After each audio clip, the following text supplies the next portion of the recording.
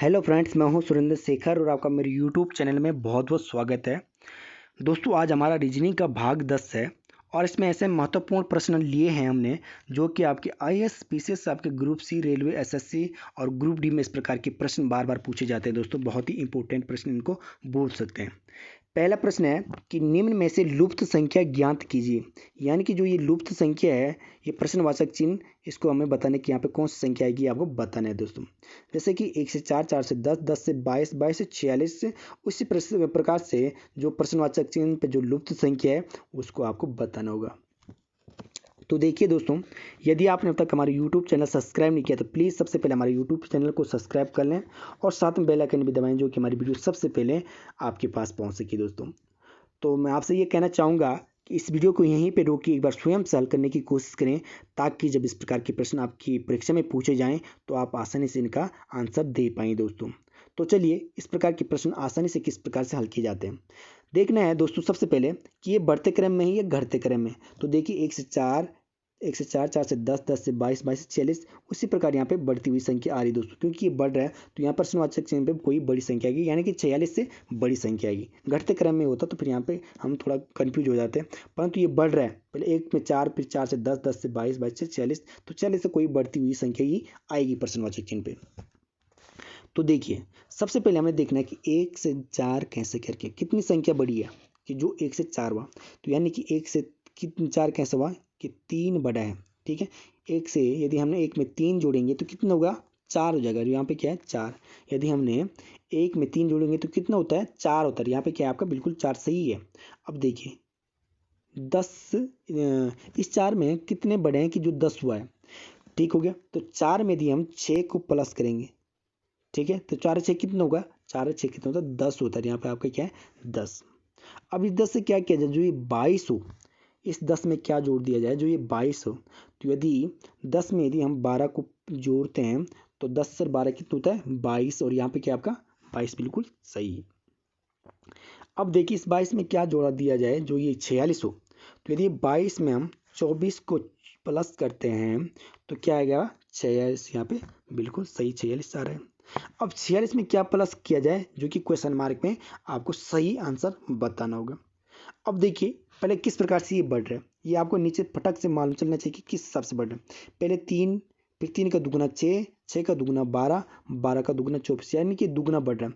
3 3 दूनी 6, 6 दूनी 12, 12 दूनी 24, 24 का दुगुना करेंगे तो 24 का दुगुना कितना होता है, 24 का दुगुना होता है दोस्तों आपका 48। यानी कि 48 हमें अब करना है, यानी कि 46 में, जो यहाँ पे 46 है, 46 में प्लस 48 करेंगे तो कितना आएगी, वो आपको यहाँ पे आंसर आ जाएगा।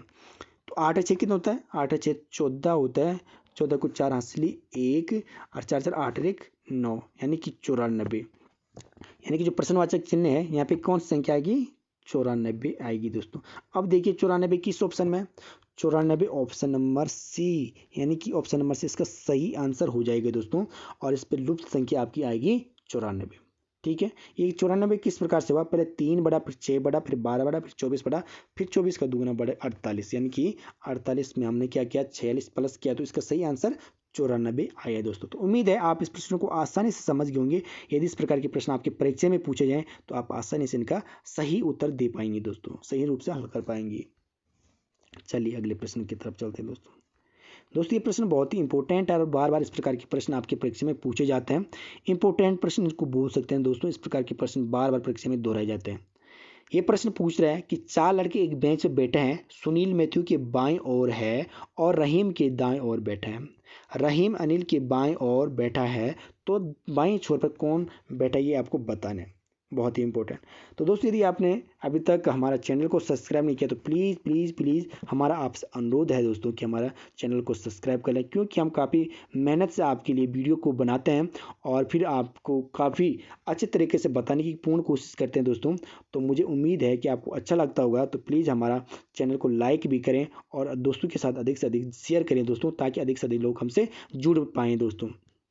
तो चलिए इसको किस प्रकार से आसानी से हल किया जाता है इस प्रकार के प्रश्न, ताकि जब आपके परीक्षा में आए तो आप जल्द से जल्द इसका आंसर दे पाएँ। तो चलिए आपको बताते हैं। सबसे पहले ये लिख रहा है कि 4 लड़के एक बेंच पे क्या है, बैठे हैं। 4 लड़के हैं और एक बेंच पे बैठे हैं। सुनील मैथ्यू के बाईं ओर बैठा है। तो यहीं से स्टार्ट करना है इसको करना। सुनील मैथ्यू के बाएं ओर बैठे। तो एस से हम कर रहे हैं प्रदर्शित किसको, सुनील को, और एम से करेंगे मैथ्यू को प्रदर्शित। तो सबसे पहले आपको दाएं और बाएं का नॉलेज होना चाहिए दोस्तों। ये लिख रहा है कि सुनील मैथ्यू के बाएं ओर बैठे। बाएं ओर इस साइड जो होता है ये बाएं ओर होता है, इस साइड जो होता है वो क्या होता है, दाएं ओर होता है। ठीक हो गया, इस साइड बाएं ओर, इस साइड बायां और इस साइड दायां। ये आपको समझ क्लियर हो गया होगा, बिल्कुल क्लियर हो गया होगा दोस्तों, आपको मुझे उम्मीद है कि क्लियर हो गया होगा। तो ये लिख रहा है कि सुनील जो है वो मैथ्यू के बाएं ओर बैठा है। तो ये सुनील है, ये अब बैठा है किसके बाएं ओर, मैथ्यू के क्या बैठा है, बाएं ओर बैठा है। सुनील मैथ्यू के बाएं ओर, ठीक हो गया, बाएं ओर हो गया। और रहीम के दाएं ओर, रहीम के जो है दाएं ओर बैठा है कौन, सुनील। तो दाएं ओर की साइड होता है, यहाँ होता है दाएं साइड, और रहीम के क्या बैठा हुआ, दाएं साइड। तो आज हम क्या प्रदर्शित करेंगे, रहीम को, क्योंकि लिख रहा है कि मैथ्यू की जो सुनील है मैथ्यू के बाएं ओर है और रहीम के क्या है, दाएं ओर। तो दाएं ओर क्या हो गया, सुनील हो गया। अब देखिए, रहीम अनिल के बाएं ओर बैठा है। जो ये रहीम है ये अनिल के क्या है, यहाँ पे हम अनिल को बना देते हैं, ठीक है, यहाँ पे अनिल को बना देते हैं। ये बाएं ओर बैठे, ये लिख रहा है कि रहीम जो है अनिल के बाएं ओर बैठा है। तो ये अनिल है, ये अनिल किसके बाएं ओर बैठा है, रहीम के रहीम अनिल के बाएं ओर। तो बाएं ओर का ये आपका अनिल है, और अनिल के बाएं ओर कौन है, रहीम। तो ये आपका रहीम है, रहीम बैठा है। तो बाएं छोर पर कौन बैठा है, तो बाएं छोर पर कौन बैठा है। तो अब आपको आसानी से इसका बता देते हैं कि एक आपका क्या है, बेंच है, ये उसका बायां छोर है और ये दायां छोर है। तो ये अब देखिए यहाँ पे आपको बताना है कि बायां छोर पे कौन बैठा है लास्ट। तो यहाँ पे बाएं छोर पे आर बैठा है, आर मतलब रहीम। ये आपका कौन आएगा, रहीम। रहीम सही आंसर हो जाएगा। तो दोस्तों कितना आसान सा बन गया ये प्रश्न, आसानी से आप समझ गए होंगे कि 4 लड़के एक बेंच पे बैठे हैं। ठीक हो गया, सुनील जो ये है ये मैथ्यू के बाएं ओर है और रहीम के क्या है, दाएं ओर। बिल्कुल आप समझ रहे होंगे। रहीम जो है अनिल के क्या है, बाएं ओर। जो आपका ये अनिल है, अनिल के बाएं ओर कौन है, ये बाएं ओर हो जाएगा रहीम। रहीम अनिल की क्या है, बाएं ओर बैठा है। तो बाएं छोर पे कौन बैठा है, तो ये बाएं छोर इस साइड है, ये आपका बाएं छोर है। तो बाएं छोर पे कौन बैठा है, रहीम बैठा है दोस्तों। रहीम इसका सही आंसर हो जाएगा, यानी कि सी, ऑप्शन नंबर सी इसका बिल्कुल सही आंसर हो जाएगा दोस्तों। चलिए अगले प्रश्न की तरफ चलते हैं। ये प्रश्न दोस्तों बहुत ही इंपॉर्टेंट है और ये प्रश्न बार बार परीक्षा में पूछा जाता है दोस्तों। ये लिख रहा है कि A B C D E 5 नदियां हैं। ठीक है, A B C D E 5 नदियां हैं। ए बी से छोटी है मगर ई से लंबी, सी सबसे लंबी है, डी बी से बहुत छोटी और ए से कुछ लंबी। तो सबसे छोटी नदी कौन सी होगी, ये आपको बताना है दोस्तों। तो चलिए आपसे एक पहले ये कहना चाहूँगा कि इस वीडियो को यहीं पे पॉज करके स्वयं सॉल्व करने की कोशिश करें, ताकि जब इस प्रकार के प्रश्न आए तो आप आसानी से इनका आंसर दे पाएँ दोस्तों। फिर वीडियो को देखें कि कहाँ पे आपने गलती की या सही आपका आंसर आया, तो फिर इस वीडियो को आगे देखते रहिए दोस्तों। चलिए सबसे पहले हमने देखना है कि 5 नदियाँ, A B C D E 5 नदियाँ हैं। कितनी नदियाँ, 5।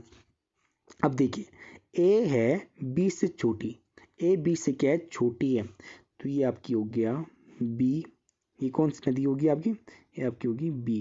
ये लिख रहा है कि ए जो है बी से छोटी है, तो बी से छोटी कौन हो जाएगी, ये आपकी ए हो जाएगी। बड़ी नदी बी होकर छोटी नदी कौन होगी, ए। ए बी से छोटी है मगर ई से लंबी। ए तो बी से छोटी है मगर ई से क्या लंबी है। तो यानी कि ई क्या हो जाएगी, ई से ए से छोटी हो जाएगी कौन, ई। ई ए से छोटी हो जाएगी।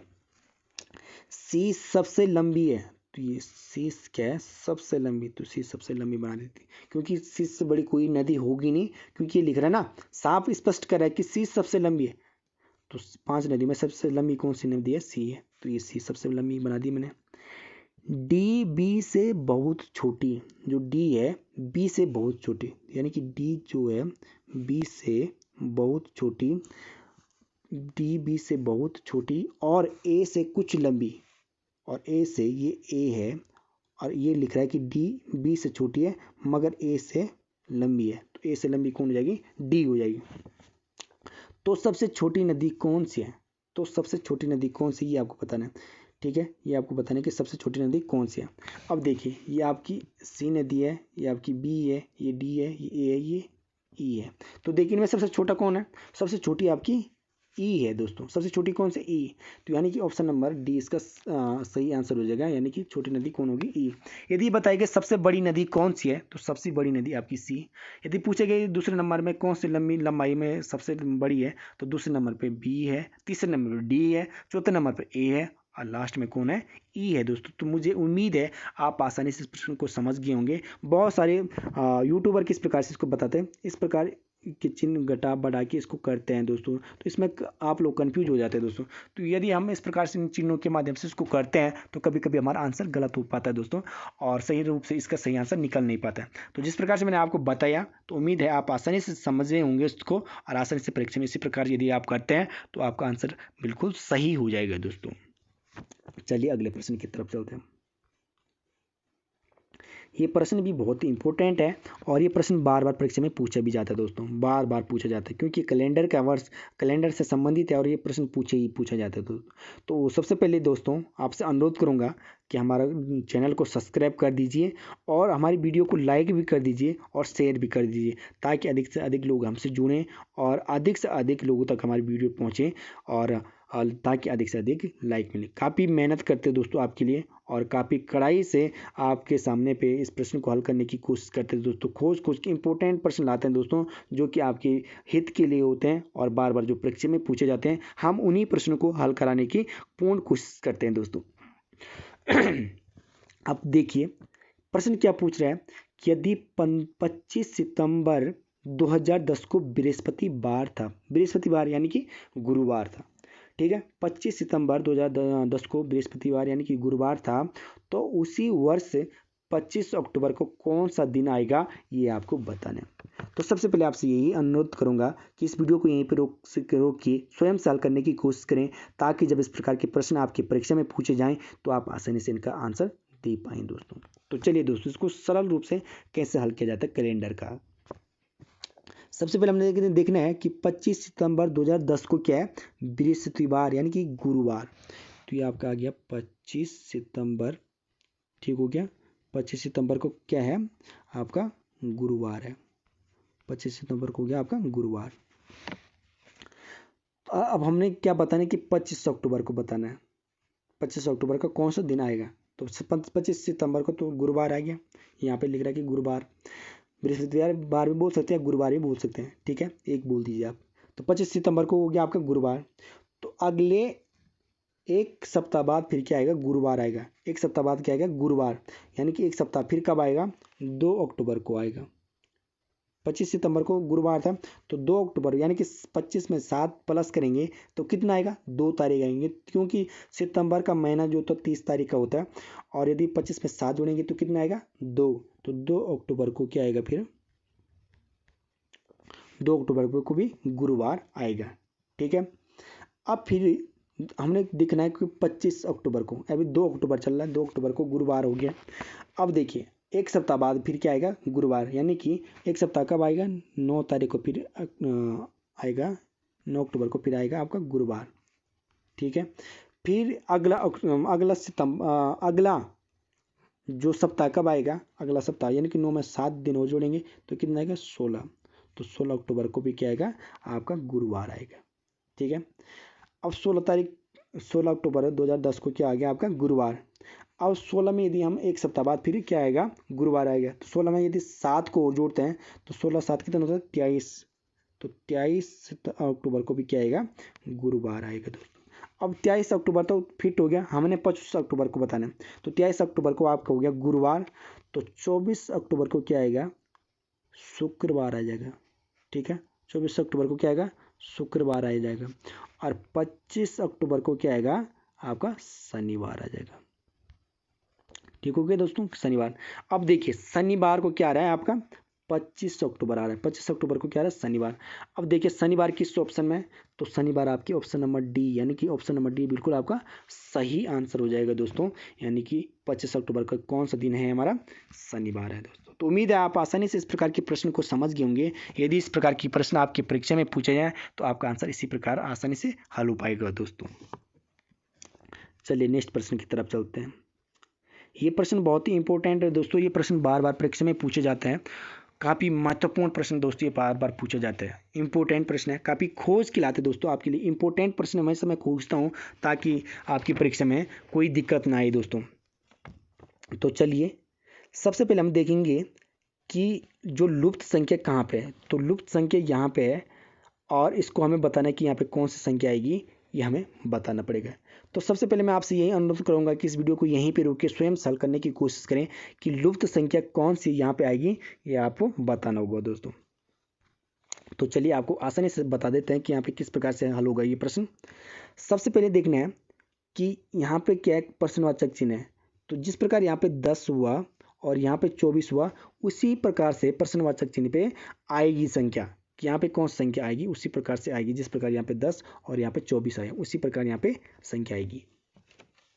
तो चलिए दोस्तों हम देखेंगे कि 10 कैसे करके हुआ। यदि 0 में 6 जोड़ेंगे तो कितना होगा, 6 ही आएगा। 0 में यदि 6 जोड़ेंगे तो कितना आता है, 6 ही आएगा। और 6 में 4 जोड़ेंगे तो 6 4 कितना होता है, 10 होता है। 10 में यदि हम 2 जोड़ेंगे तो कितना होगा, 12। और यहाँ पे लिखा है 10। अब यदि 12 में -2 करेंगे तो 12 - 2 कितना होता है, 10। और यहाँ पे क्या लिखा हुआ है, 10 लिखा हुआ है दोस्तों, बिल्कुल सही लिखा है। ठीक हो गया। तो एक तो हमने फर्स्ट वाला तो सही कर आ गया इसका। अब सेकंड वाले को देखते हैं।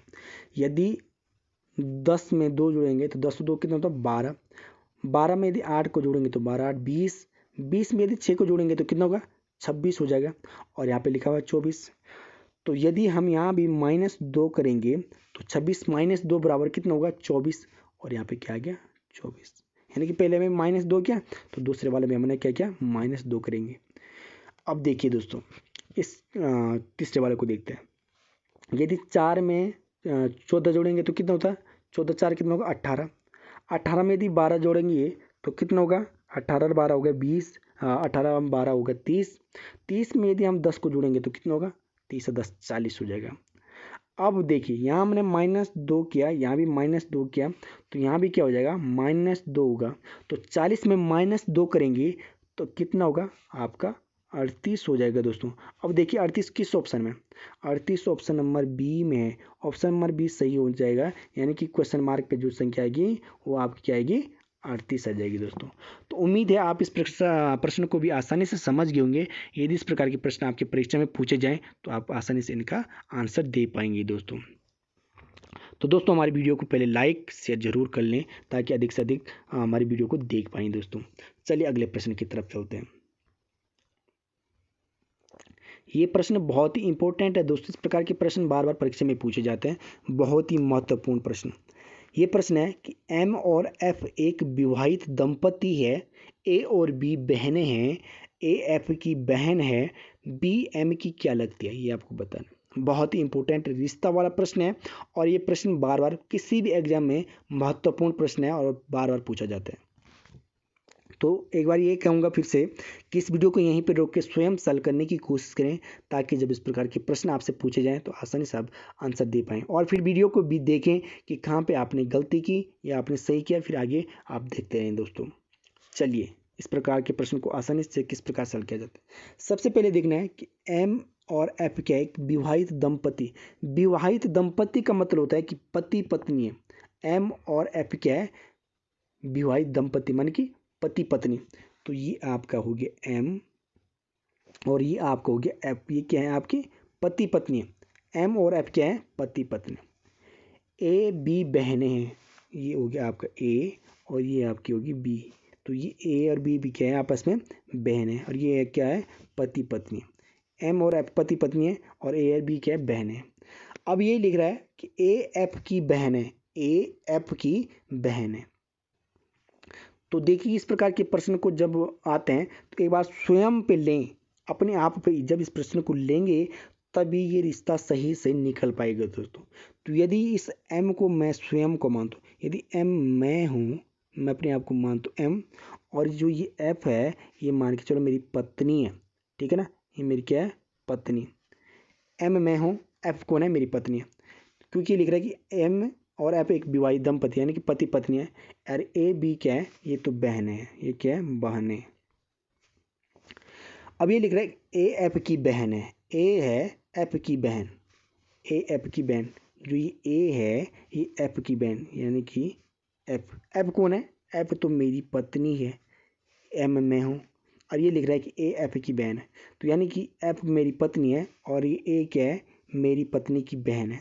तो जब ए मेरी पत्नी की बहन होगी तो बी भी क्या होगी, मेरी पत्नी की बहन होगी, क्योंकि ये लिख रहा है कि ए बी बहन है, ए और बी बहन है। तो जब ए मेरी पत्नी की यानी कि एफ की बहन होगी ए, यानी कि मेरी पत्नी की बहन ए है, तो बी भी कौन हो जाएगी, मेरी पत्नी की बहन ही हो जाएगी। ठीक है, अब ये लिख रहा है कि बी ए की क्या लगती है, बी एम की क्या लगती है। एम कौन है, मैं हूँ, और ये बी कौन है, बी मेरी मेरी पत्नी की बहन है, यानी कि एफ कौन है, मेरी पत्नी है।